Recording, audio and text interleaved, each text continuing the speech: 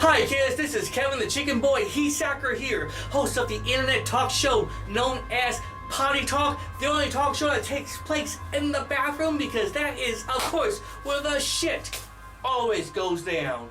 With that said, I want to take a quick moment here to thank those of you out there in internet land. Many of you know this already. Recently I had a rather loss in my life here. A brother of mine had recently passed away late last year due to illness known as scleroderma. I don't want to go into a whole lot of details about it. I just want to say thank you out there verbally to those who sent me your best of wishes, whether it been through email, Facebook, or the good old-fashioned phone calls. Thank you for that. And I also want to thank you all for being patient with me as well as I try to get back into the swing of doing these wacky little videos here. With that said, it's time for a whole new wacky video right now. That's right, kids, because a new episode of Potty Talk is about to take place, but it's not going to be a normal version of Potty Talk. Oh, cluck no. What I am about to do here tonight is a reverse edition of Potty Talk. That's right. Instead of you kids seeing me interview someone in their bathroom, you're about to see someone interview me in my bathroom. That's right, we're flipping the script, as the kids down south say. But who will be interviewing me in my bathtub? Why, it is going to be a jolly young chap known as Joe Riss. Some of you may know Joe Riss as the host of the Omaha's Most Wanted open mic down the Hideout. He's been doing it every Monday night for about the last 2 years here, and he's also been a guest on this show, Potty Talk, 2 times previously as well. And tonight he will be here in my bathtub asking me the questions that those of you are probably just too damn afraid to ask, or just don't give a damn enough to ask. Either way, hell, it's going to be wacky, it's going to be crazy. Get to better know me, I guess, because I'm about to get an interview on my own goddamn talk show, and it is about to happen next.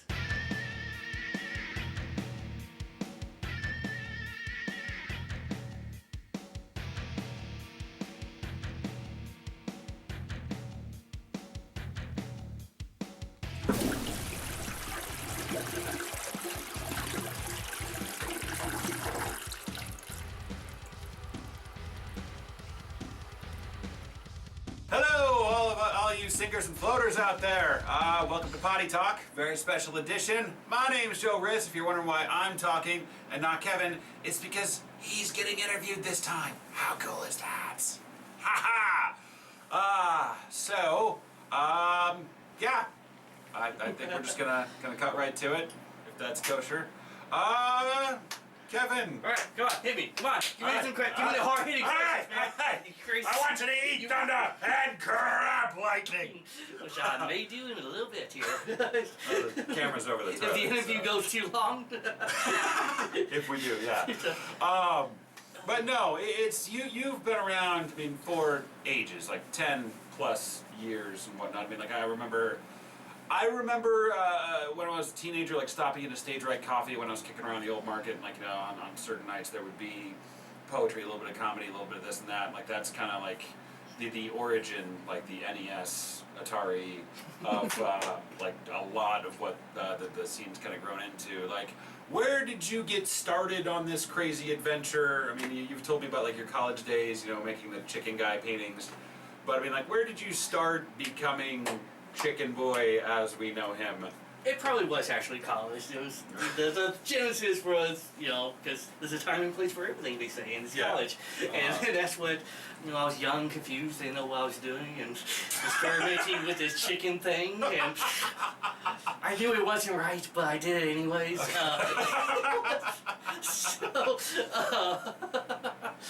But hey, college, it's okay. It was an art college at that, and I mean like, you know, a real college, you know, it's people, you know, we can't freaking add 2 and 2, but I can sure as hell paint a number 2 like a son of a bitch. Well, yeah, so. I think I remember you showing me one of your sketches of just like, it was like a ball of trash from your dorm room that, you know, you were just like, haha. Oh, so, yes, yeah. Yeah. Pretty much. But yeah, I mean, it was really, I mean, as far as the, are you asking about the stand-up part, or just the chicken persona in general? It's an origin story, so we're gonna touch on this and that, Okay. and kind of mangle and hack up the canon elements to piss off your hardcore fans, and Okay. we'll get into it. But, We'll fucking. I mean, like, let's tell the good people like where the chicken boy thing came from, and then like we'll get into the stand up here in a second. Okay, really, the chicken part really happening at the end of high school. It was, Okay. Senior year, I had this art class where the teacher pretty much let us paint whatever the hell we wanted, which is awesome because yay, I love having just being told there's no rules. That's an art teacher with a drinking problem. Just Probably, I think she's Hey, what you want, kids? Make some art. She was a doctor. She was Dr. Turnquist was her Dr. name. Turnquist. And, Just keep it down. I don't know what she was a doctor of. If she just made this up, but she seemed to knew what she was. I hated that in high school, middle school. It was always like that. They really like the doctor part. It's like, what's your doctorate in that you wound up in a high school? You know. It is. You think about fix me. Come on, come on, doc. Do you have a No. answer for this? No. But she seemed to knew what she was talking about. So Teachers do great things. Just want to say that we respect people who spend all that money on education. Just to come back and teach the youth of America, it's a thankless job. But anyway, just want to put that in there. But continue. I did do a Mad Cow little comic book that was about like a killer mad cow. It was basically aliens, but with a cow attacking people. And she liked the picture of the cow, but she wasn't too big a fan because she was part of PETA, and the cow dies in the end. Spoiler alert if you ever come across that comic book. Mad cow dies in the end. But I had been doing art stuff for my whole life. Didn't know where any of this was going. Senior year, at that point, I've already been doing funny stories because on the flip side of that, I had an English teacher, the same one for 11th grade and 12th grade. Somehow I ended up with the same teacher, and for whatever reason, she thought I was funny, which was clearly a mistake on her part. Unless she seemed to be amused by the stuff I wrote, right? And she was another one that would just let you do pretty much whatever. Yeah. So, giving people creative freedom, that seems to be a good thing for the youth. Or a bad thing, depending on, because I am at a Walmart 15 right now. years later. Yeah, 15 years later I am at a Walmart, so, maybe not so much. We're just barely above minimum wage. Yeah. And, still fighting, but. Yes, still fighting. We still can't get the whole gay thing figured out yet in Nebraska, so it's, What do you say about people with arts degrees? It might be a while before their time comes. We can't get, gay people, equal rights, rights to establish. It might take Equal rights it might for take, gay people. It might take a while. Equal pay for artists. Exactly. It might take a while for the people painting, donkey feces on campus to get recognized in society. Yeah. It's going to be some baby steps here. Yeah. Not that there's anything wrong with that. The Van Goghs of our time.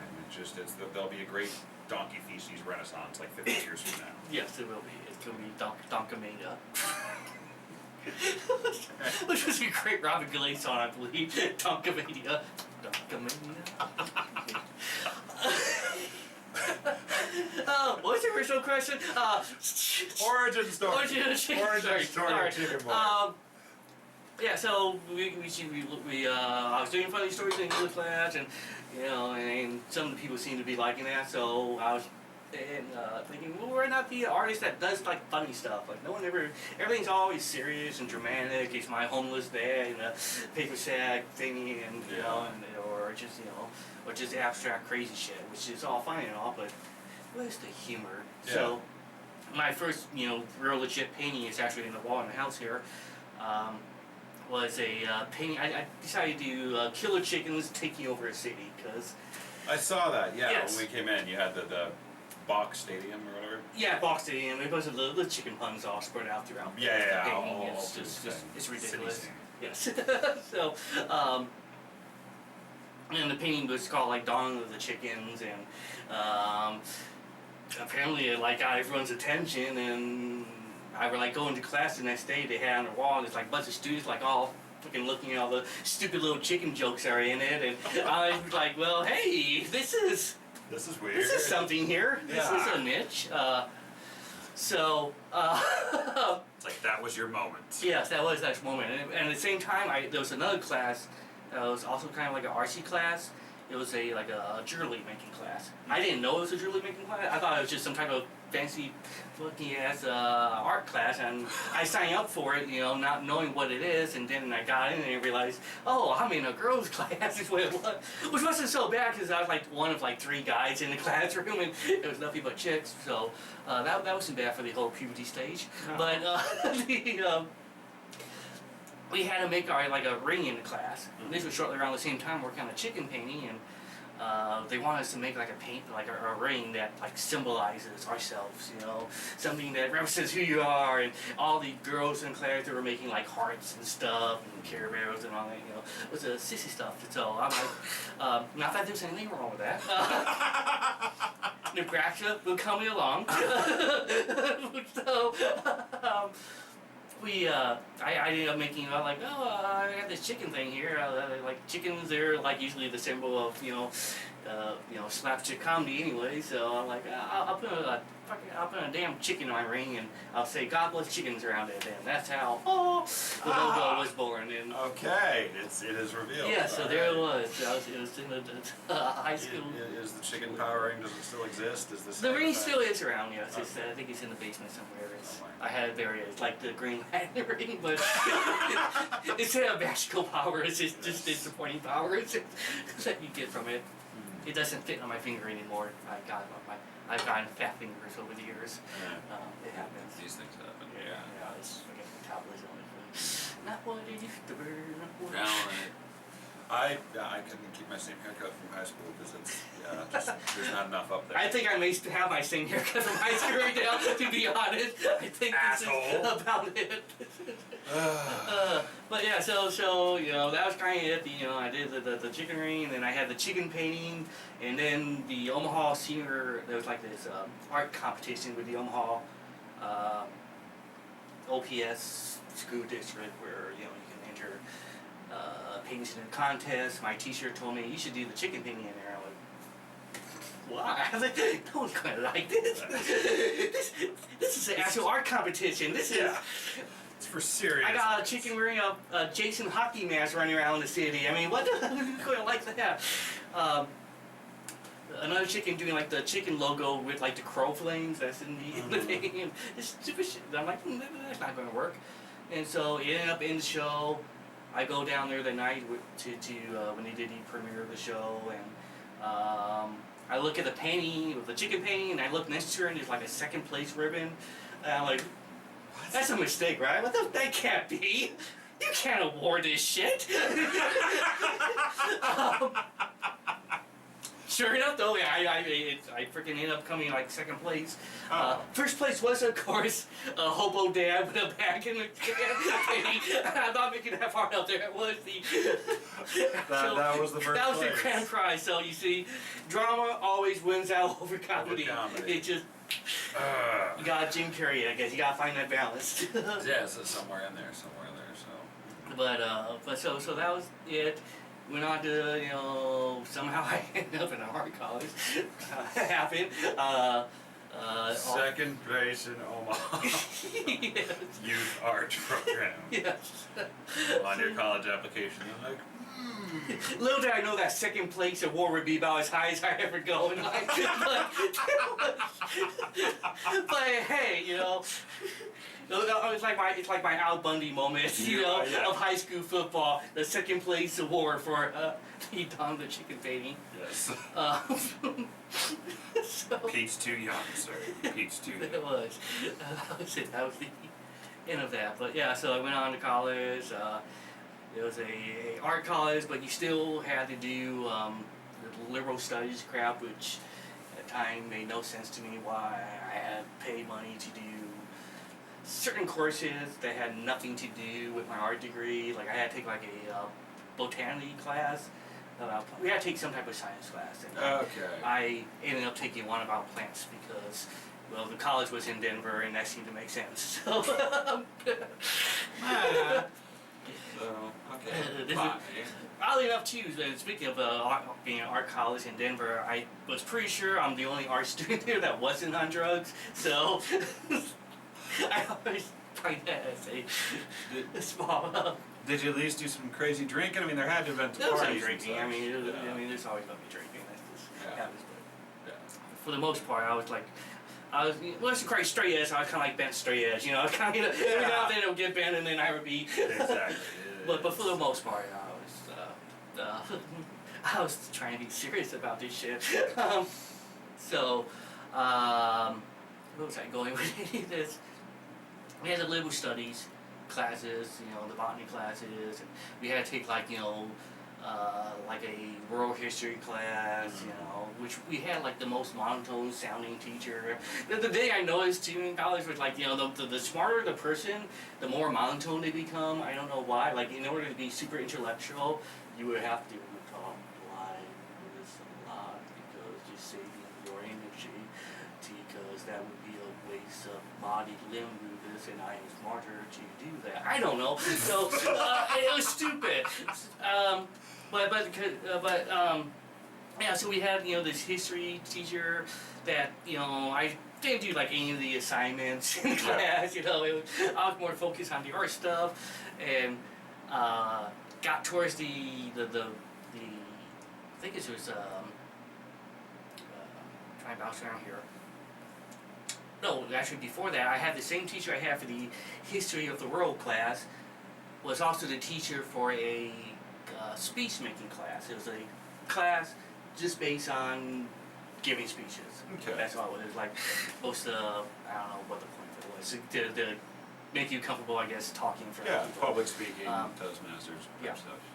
Which and in that course we went through like this whole list of he was telling us like certain fears people have and all that crap and nonsense, and I at the time was very uncomfortable with being in front of people.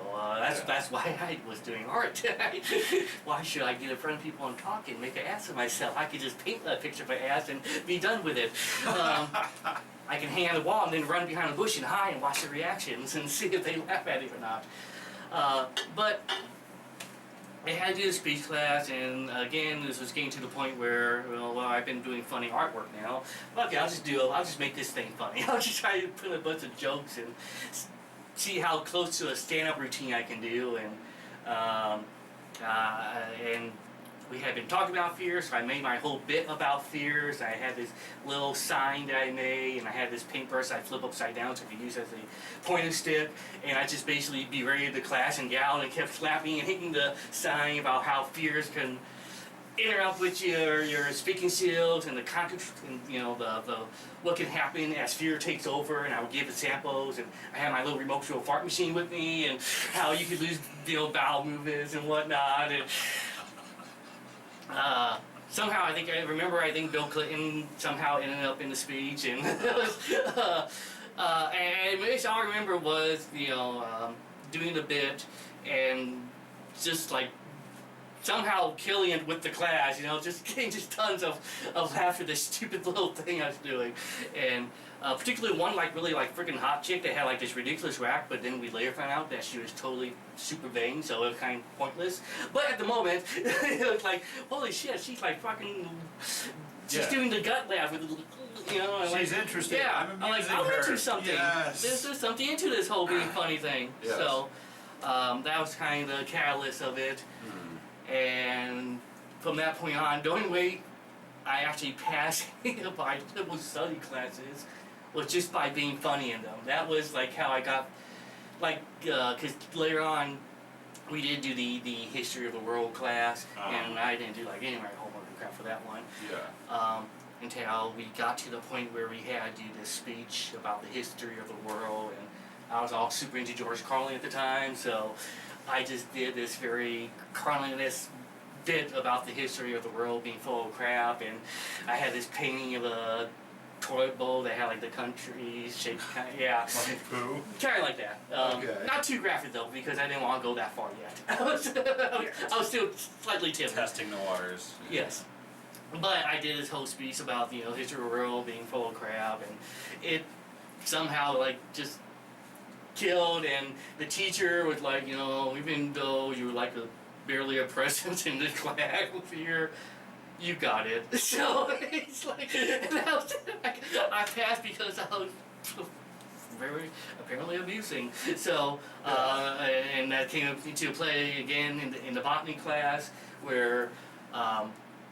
Again, I did really hardly the homework throughout the class, but we had to end the course by giving a speech about a plant. So this happened just after the George Bush Al Gore election fiasco, where they couldn't figure out who was president. And so I did my speech about the Phoenix flytrap because that's about the funnest plant you can do a report on, I think. Yeah. Because, you know, it's like a person, but not. It eats things. It I mean, eats, come on. yes, it's a carnivorous plant. It had a whole movie based about it, Little Shop of Horrors. It was a musical. It was great. How could you go wrong with it? So I did a report on the Phoenix flytrap. It was the easiest one to do research on. So I did like the news report. I had Kevin News written on this little shitty piece of paper that I taped to the front of my desk and gave this report, and then I would occasionally stop in the middle report and interrupt myself to give a result on the election of what's going on. Had nothing to do with science, nothing to do with the report, but me talking about, you know, George W. Bush is now the Prime Minister of Cuba.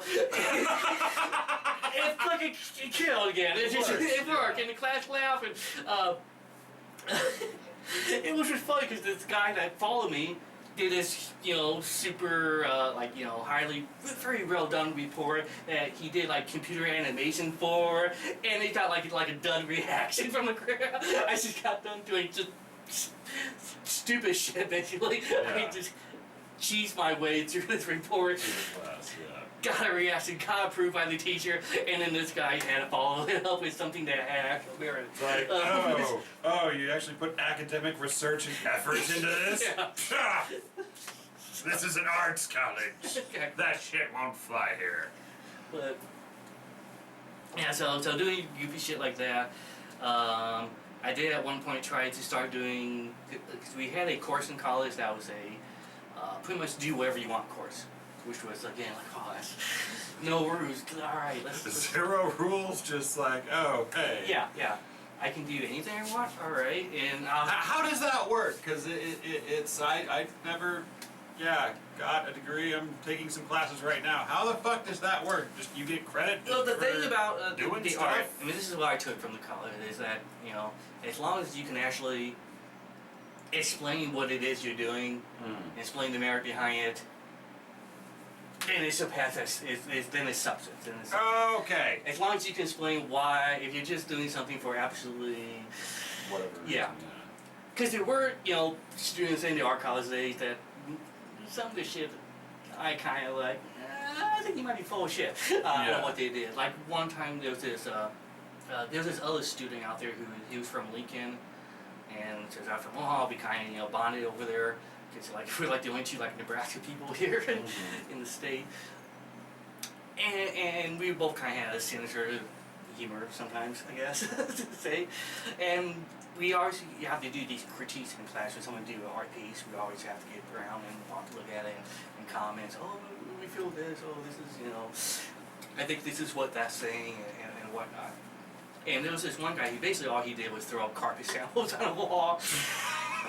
And he was trying to explain this, how this was a thing. And me and the kid from Lincoln were looking back going, I think he's full of crap. I think this is... So, but that is basically the parameters. I mean, as long as you can kind of explain what what you're doing, it's an actual is thing. art, okay. Then it has, you know, somewhat of a merit. So. Interesting. With that said, we had the course where you can do pretty much anything you want. I was kind of thinking about, you know, I wonder if I could do like stand-up. I've basically been doing stand-up reports in front of, you know, the class. Yeah. On various different subjects. I decided that, you know, my theory was, you know, art's a form of being tongue-tied. Art is a form of self-expression.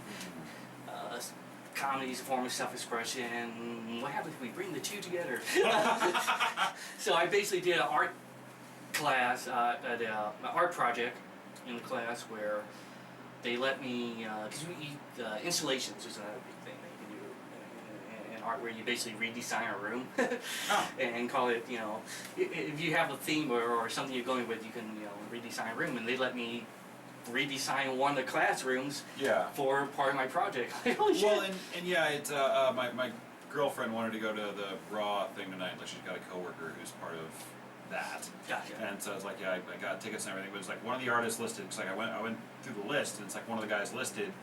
It's like that's his thing, is he does like room design, and like I'm trying to explain it to her. I'm like, I think he's like a decorator. It's like interior decorator. I'm like, no, not like interior decorator, but it's like, yeah, we're gonna throw some fabric up and do lights over here, and it just if you don't know what installation art is, it's kind of hard to explain what it is. Like you basically you reshape a room in you know when in you know how after Thanksgiving a room goes from being just a regular like restaurant to boom shit everywhere.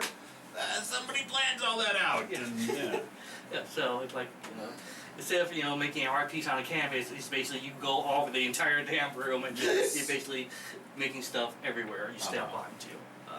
So that's what they let me do. They let me do this installation. So I had I started bringing back because I took a silk screen class. That's how I learned to do this stupid stuff. This is another useless skill I have.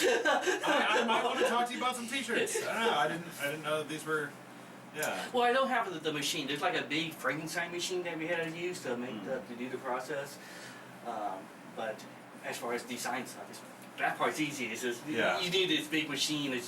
I think there's like a press type thing that they can do it on. Like I've seen it with the. Well, it's all with like I'm sure technology's way better now because we're talking going back what a decade. Well, like in the 15, 20 years. Yeah. So I'm sure technology's come along better. What we had was just basically it was a big light machine, and that's how it absorbs part of the solution to make the silk screen to get the pattern on the screen. The light would flash and hit it, and it just basically like sunlight just. And it was like a Frankenstein machine. It just you see these little beams of light shooting out of the thing, and the thing kind of like.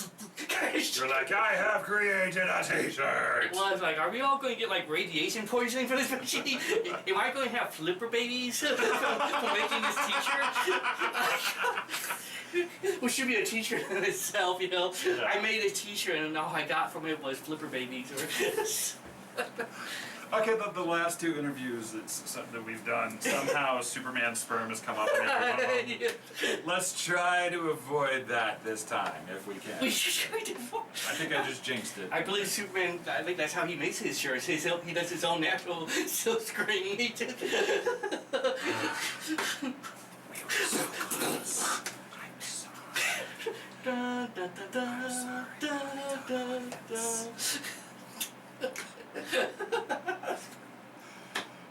You know that they. Ma, Clark, what are you doing in there? Just making some shirts, Ma.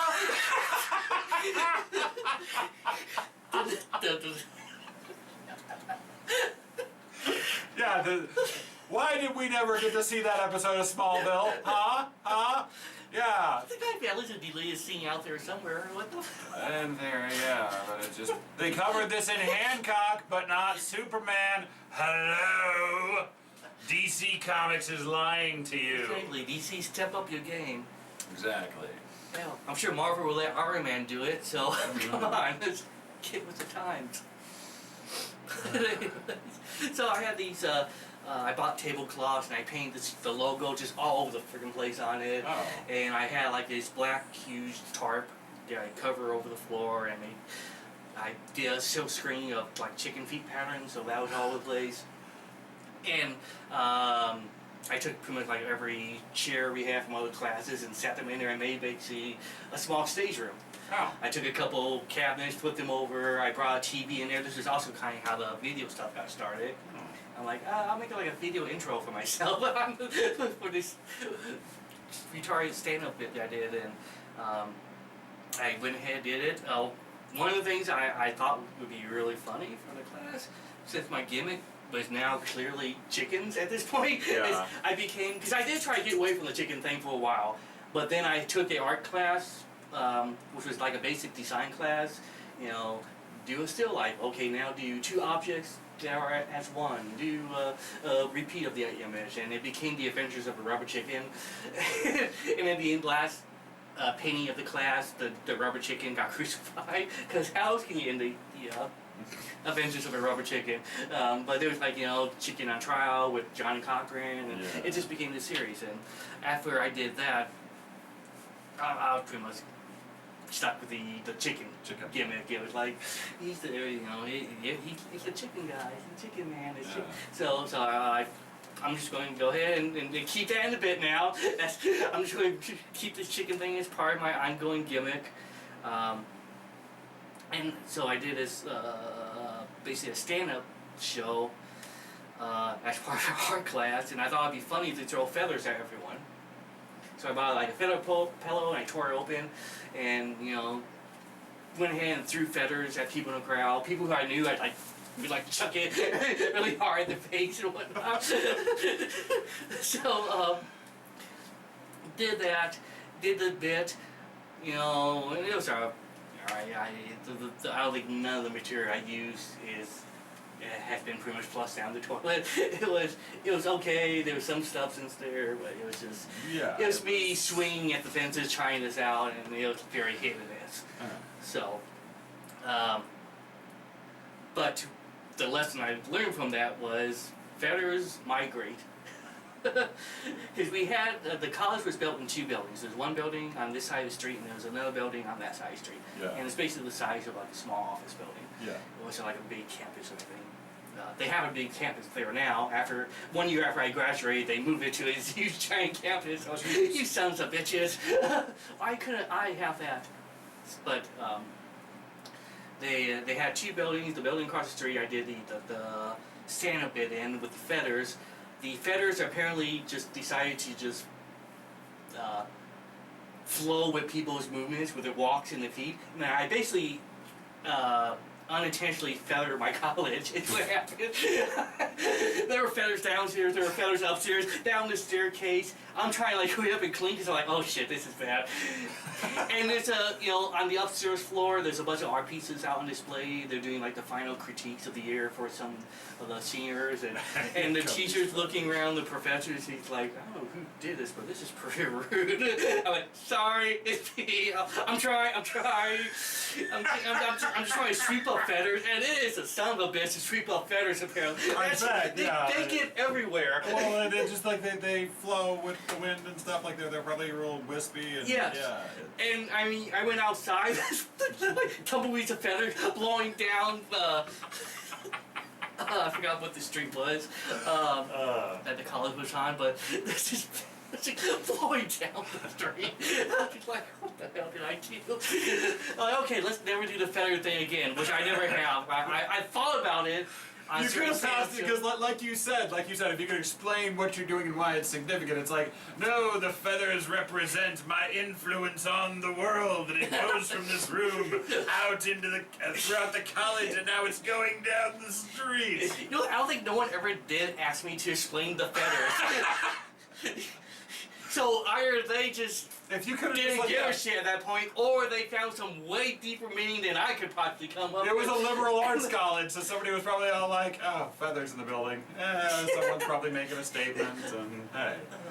But that was the good thing about that college. They would let people get away with, like, anything. I mean, there were people building robots in the parking lot. They were, like, shooting fire and stuff. So, I think a little feathers isn't that bad.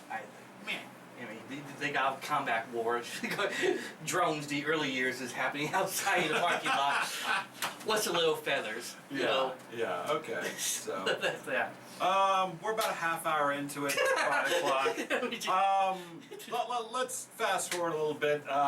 You come back to tell me about like the stage right days, because it's just like I said, like I popped in there and I caught a little bit of this and that every here and there, but I mean it just like was that. Like just getting started in that, getting mixed up into that. What was take us back to 2003? I want to say 2002. 2002. 2001. I came back. I got graduated from college. Came back to Omaha and joining. What the hell have I got myself into? Yeah. I had wanted to do, because towards the end of college also I started doing these mixed live action with video stuff also, which again they let you know, as long as I can explain why I was doing it, they let me do it. So I wanted to do a 2000, going to 2002 is when it actually happened. 2001 I was just kind of like in limbo. Yeah. I like, you know, getting in touch with people I haven't seen forever, and You're like, hey, Walmart's hiring. I need a job. yeah, that's what it was. It was like a month later. I got out there in April and ended up in Walmart at the end of May. I just need to make a couple bucks till I really land the gig I want. Well, part of the problem too was the as far as trying to find jobs, the jobs that I did have in Denver, I only had 2 jobs throughout my college years. One was working at AMC Theaters. I ended up being like a supervisor there, and it looks good on a resume, except for when I was down to about 3 months left of college. It was December, December 2000. The AMC started building super theaters, and mine was like this little crappy mall theater. Oh. And they decided they were kind of putting themselves out of business, the little ones, and they decided just before Christmas to go ahead and we're going to shut down your job. So so my AMC theater job did not exist anymore, which means I don't have a phone call for it. I don't have like any contact to like reference numbers, and so that's just the second job I got to fill in those last few months before I actually graduated from college was another theater, was a really shitty theater called Man Theaters.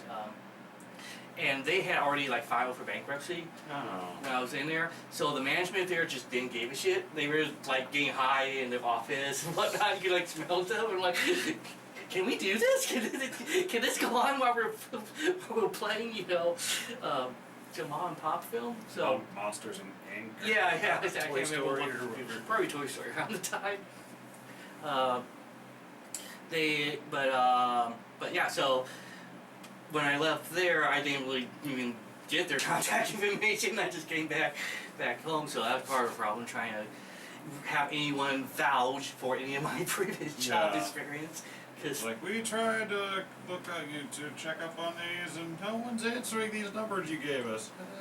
Yeah. I was totally a supervisor. Yeah. The only reason I ended up, I think, at Walmart is because I knew someone else that was there. I think they referenced me and whatnot, and that was pretty much that was the beginning of the end for that. So, but yeah, 2001, going to 2002. I was looking for a place to do this video show where I would interact with the video and talk to it and do like little skits on the video and do live action stuff and dress up like Elvis and do a lot of the same stuff I still do now, basically. And I'm trying to find a venue for it. I'm trying to use my art history as a way to open up the door to a live performance thing.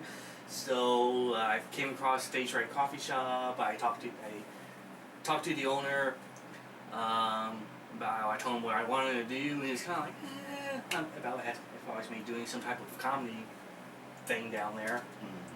But I brought him down my art portfolio. He's like, oh, this is good. All right, you could do your little video thing too, I guess. So, so based on that, I ended up getting to do the show there. So I started visiting Stage Right off and on, and I realized they're doing an open mic night also. It was on Mondays. It was like a poetry, it was really basically a poetry thing open mic. They would let other people get on there, but it was mostly just angry poets. Some more than others. And Matt Mason was hosting that. I messaged him like, is it okay if I come and do funny stuff? Like, can I do that here? He's like, yeah, sure, come on. So that was kind of really the start of the whole stamp thing, was going to a poetry night open mics, because there really were no, as far as I could find back then, there were no stand-up open mics at all. Now they're like every night you can find something. But back then it was like poetry open mics here and there, and that was it. And that's how I got my start. It was go to one poetry open mic, do my crazy stuff, and now it's a working process too, because the first time I went on there was ugly. It was all over the place. I had some stuff at work, and again it was hit and miss, and trying to figure out what my voice place was and all that Right. nonsense. So, Well, good. Well, yeah, there's always been. I mean, I think the first time I saw you, it was back in 2007, and you did this skit where you had various balloons with faces sharpied onto them, the surprise face and the happy face and the crying face. that was actually a bit that started in college. It was an art project I did that for the Kevin Heasacker head collection. It was, Yes, the head collection. and it's just basically this vulgar. I think the whole thing really was born because I'm also like a huge wrestling fan throughout the ages.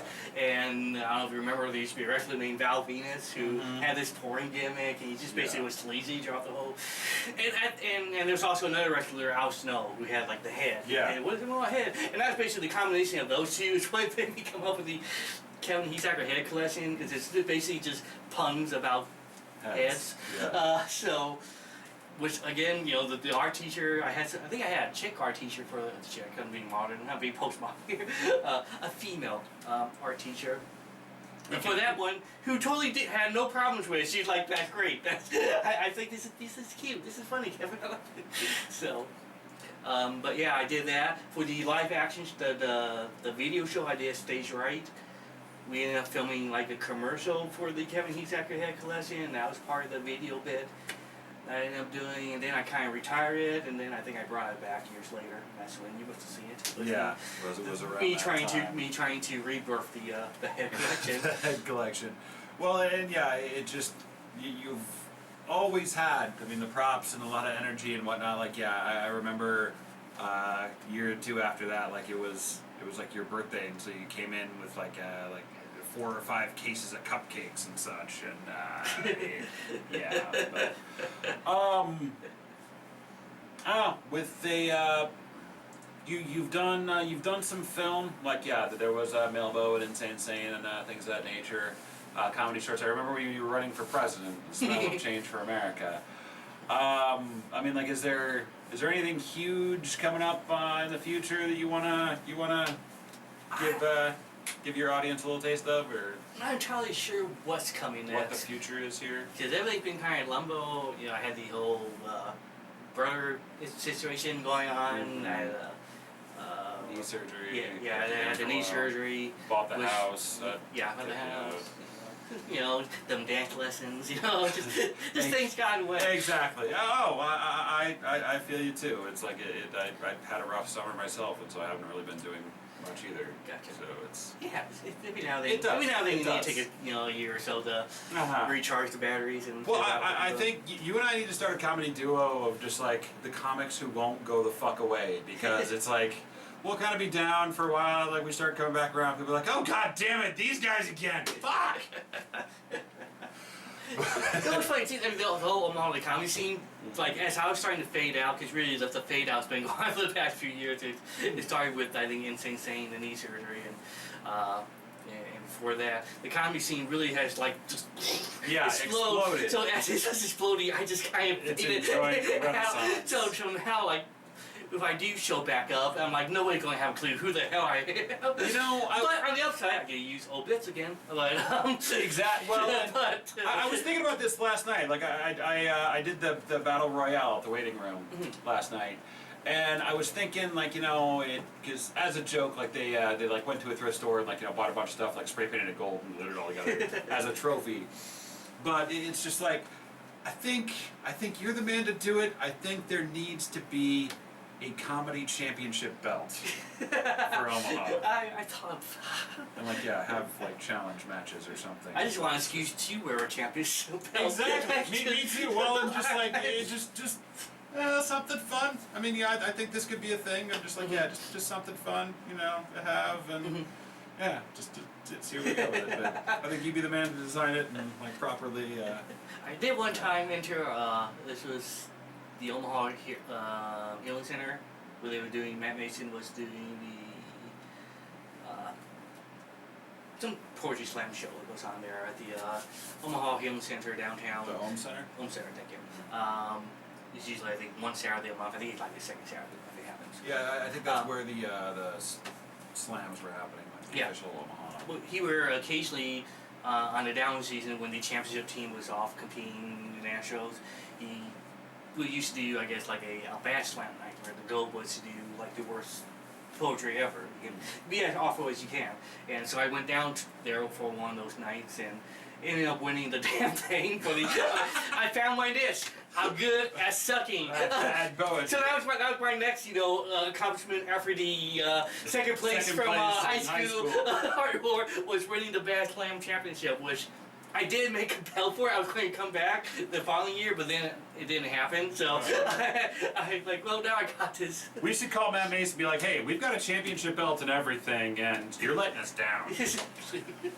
You, sir, with your head of the Nebraska Writers Guild, Mason, we're calling you out. Exactly. Yeah. Performance art tag team. Watcha! Blow your mind, didn't it? He's gonna watch this and like smack us upside the head with a notebook. For those on drugs right now, yes, this is really happening. Yes. This is a real thing. It is. Yeah.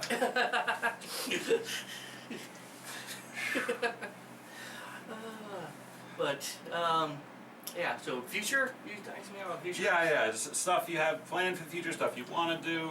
There's some ideas I have. I mean, probably the problem is, right, also as far as going back into stand-up mode, I've been so focused in art mode for the past couple years. Yeah. It's kind of hard to get my mind off. One of the reasons I kind of faded away from doing art for probably like a 7-year gap. Yeah. Because I came back with the intention of doing art. I ended up starting doing stand-up at the open mics. Mm-hmm.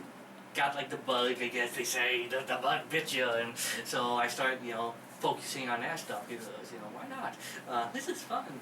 So I started, my art stuff just kind of faded to the side. And plus, I couldn't, once I got into stand-up mode, I couldn't think of like stuff that was like two-dimensional that I could put on.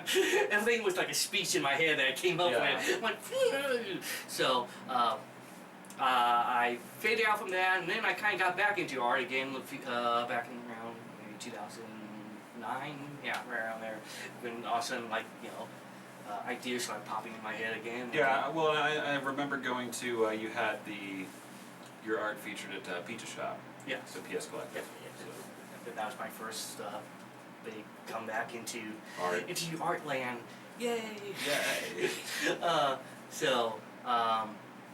Which I have like a ridiculous amount of pizzas in my house. I really need to buy a place to get them at.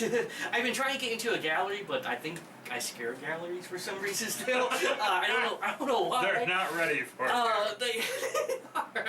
I don't get it. There's I think you should check like a Howlin' Hounds and like Drips and Council Bluffs. Like, Yeah. I mean, Howlin' Hounds, they did that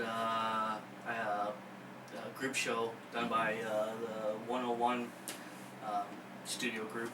They've been doing theme shows, and I was in one of those back in September.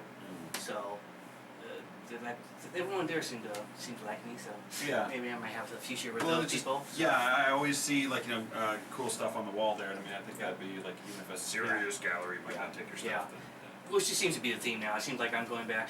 Although I was always somewhat, even doing the art college days, I always really wasn't into the main serious thing anyways, which some people kind of were compliment me on it, Kevin, your paintings, they don't seem to have anything going on with the current art movement, but I like that. Because I don't care. Yeah, I like art, and I respect everything that I see, and I get it for what it is, but I have my own thing, and that's what I'm going to do, and that's why I guess I always like that stuff where they say, hey, you got no rules on what you can do. That's when I'm good.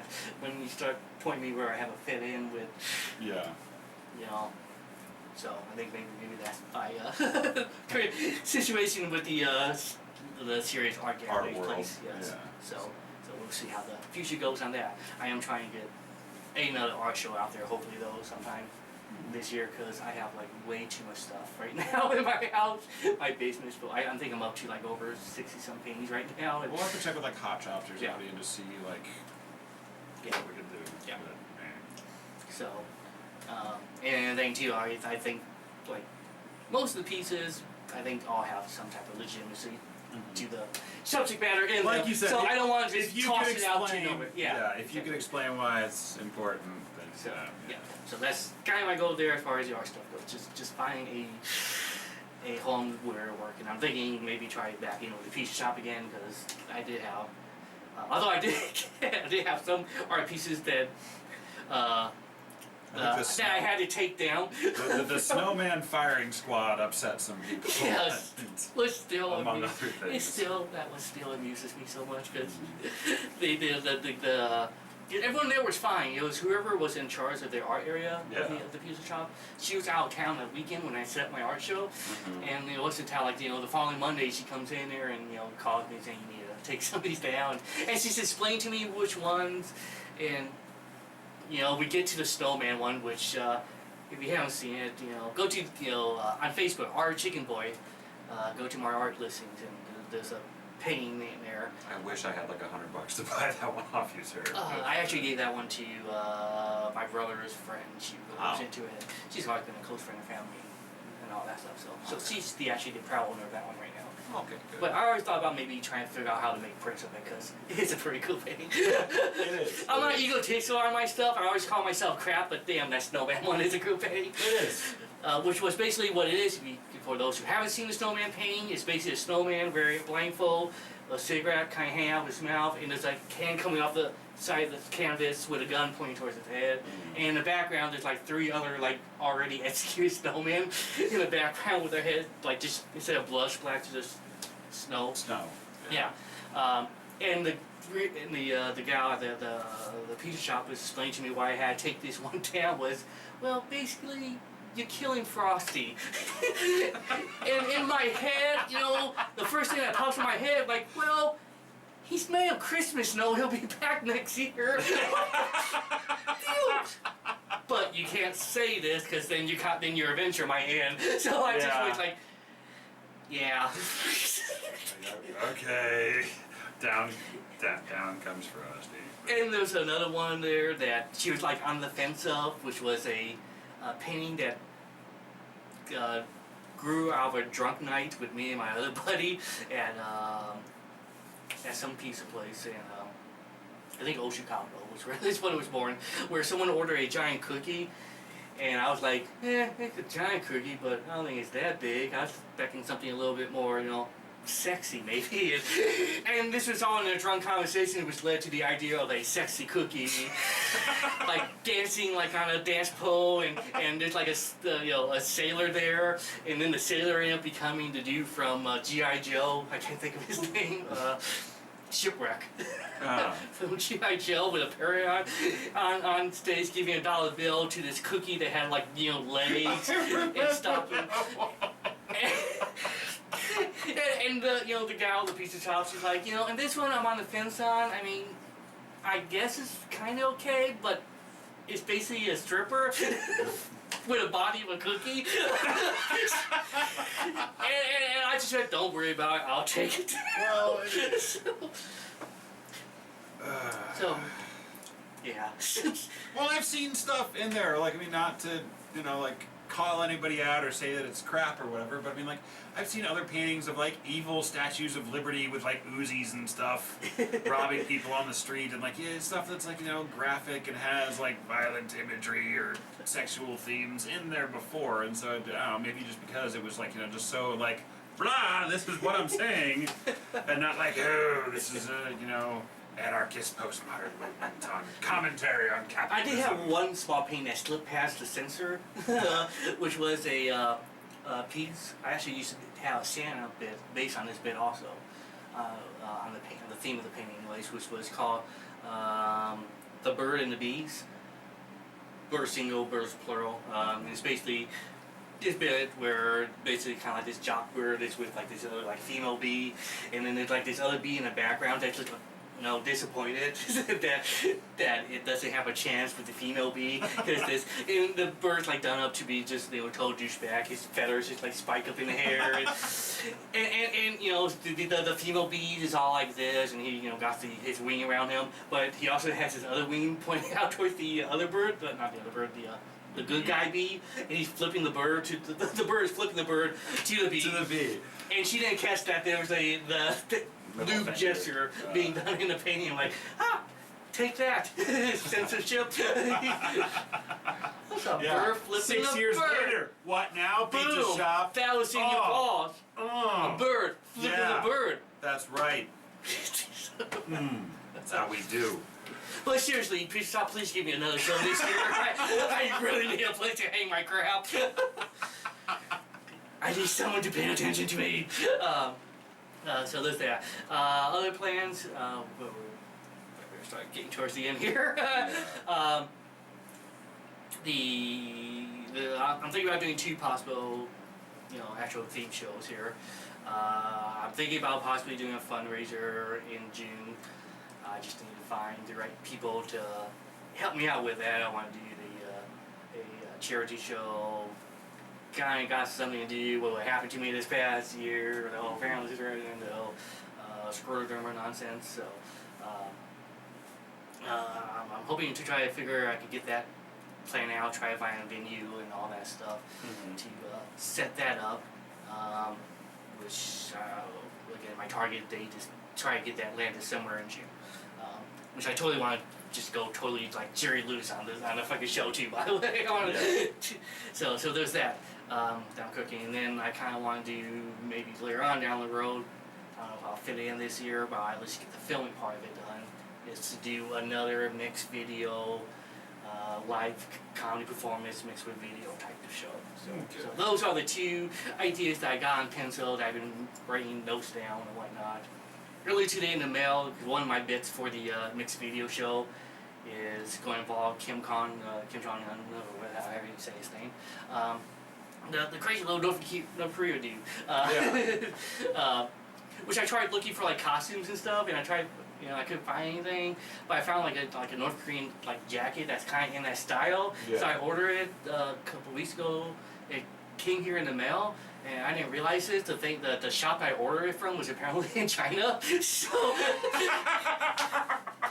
So I might have anthrax in my house right now. I'm not sure.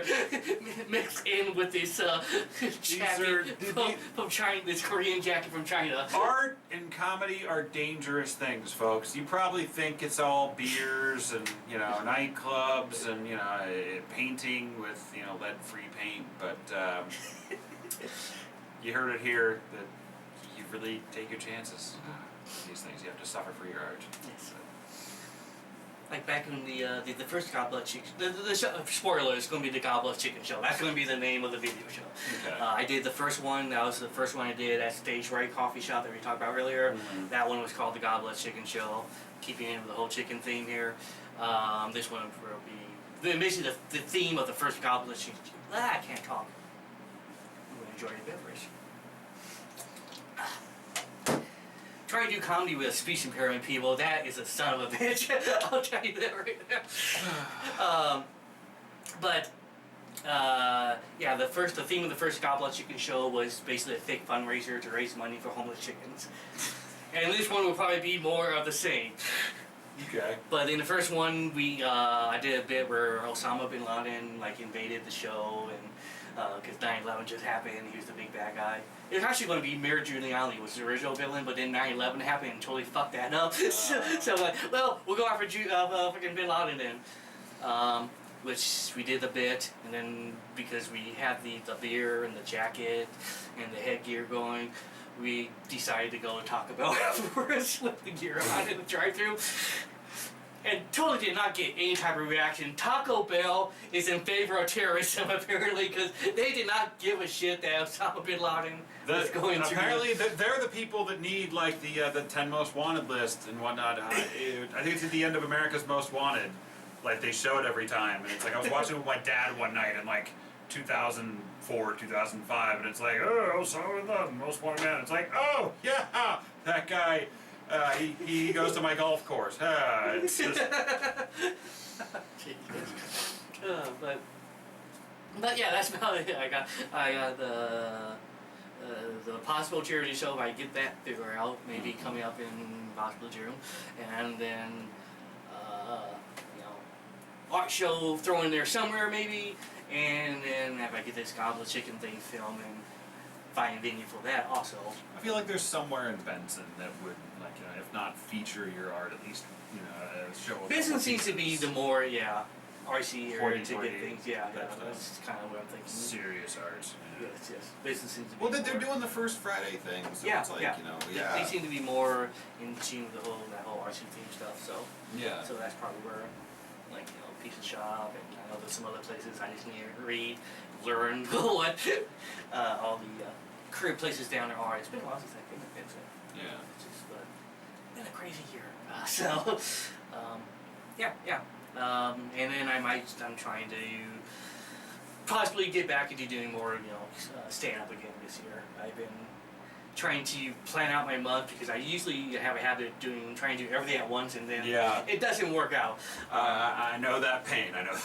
So I'm trying to focus, the first these cold, shitty months where I don't want to go outside anyways, on just art stuff. I can stay at home, get ideas out there, and then supposed to be in February and March. I didn't really do much writing in February, so March hopefully I'm going to focus on getting some new bits pounding out of my head. Because that is my big fear too. And of course, we're filming this on the nicest day of the year so far. It's like 62 degrees. Yes, so ironic. But it wasn't like this yesterday. No, it was not. It just got nice again finally. It did. We've been trying to plan this interview for ages. Like it's been like 3 weeks, more than that. It's been. Months. It's been about a couple months. I think we only tried this in January initially. Yeah. Then January became February. And now we're February, and then it's like my grandma is like, "Hey, we still on this?" I'm like, "My grandma died." He's like, "Oh, okay." Let's back off. All right, 30 seconds left till we hit the hour mark. What's your favorite potty word? I should have been prepared for this. It's my own show. I know what the questions are. Yeah. My favorite potty word. Probably just poopy. Poopy? Poopy. Poopy. Oh, poopy. Which is going to be the name of my folk band when I get old. I'm just going to. Poopy. Yes. Old Poopy's on stage performing songs of his country. Yeah, I just see of his fellow like, countryman. Old Poopy. Like a straw hat and like a wash tub bass or maybe a banjo. I'll just like boom boom. All right. So old Poopy.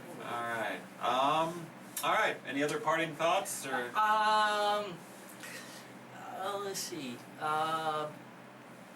Stop being Republican. I kid. It's weird because I have like a friend that's like totally right brain, and he's all more into that stuff, and I'm like not. But somehow we still I still have like a friendship. So although I really don't consider myself whatever. I'm just a person. I see stuff. And I see stuff and I call it because the Tea Party. We're going to go to the whole political thing, which is somewhat frustrating. There's some great people I know that I don't agree with politically and on other things. Religious, political, etc. Like you don't judge one person by one metric. I'm probably going to prejudge someone more based on their music taste than I am about just their religion or how they vote. But Gotcha. That's just me. And even then, that's not going to stop me from talking to you. It's like, oh, your favorite band's Nickelback, huh? Let's talk about something else. Speaking of which, they were supposed to be in town last night. Got canceled. Victory for good taste. Woo! Yeah. What's up now, Nickelback? Calling out everybody.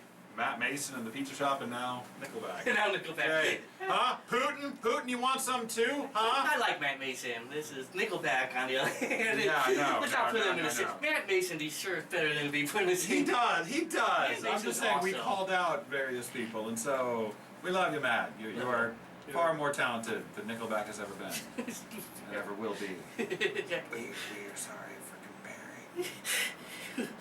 There'll be a correction on next week's episode. Nickelback matchmation. Oh Lord. Yes. There's a lot of people that rank up higher than Nickelback. We could go down the list. Nickelback's like down. You can't get in the shot how low they are, but it's yes. So, concluding the show, maybe a couple of shows later this year, I might be back.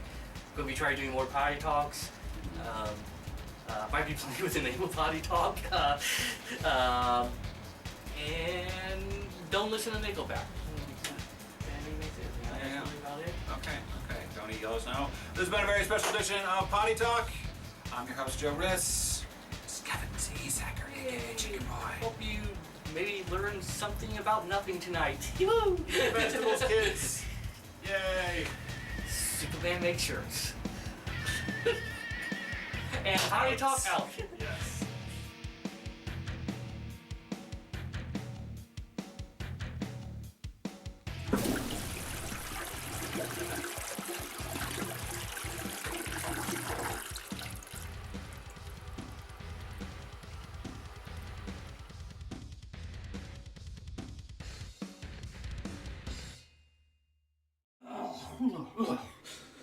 Oh, hey kids. Thanks for watching the video.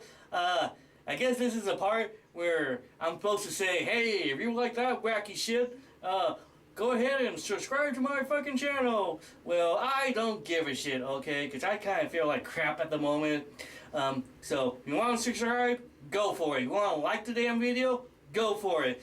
If you want to go and kiss my ass, go for it. I don't give a shit. I just want to go ahead and stick my head back down this toilet again. Until next time, kids, see ya. Kisses.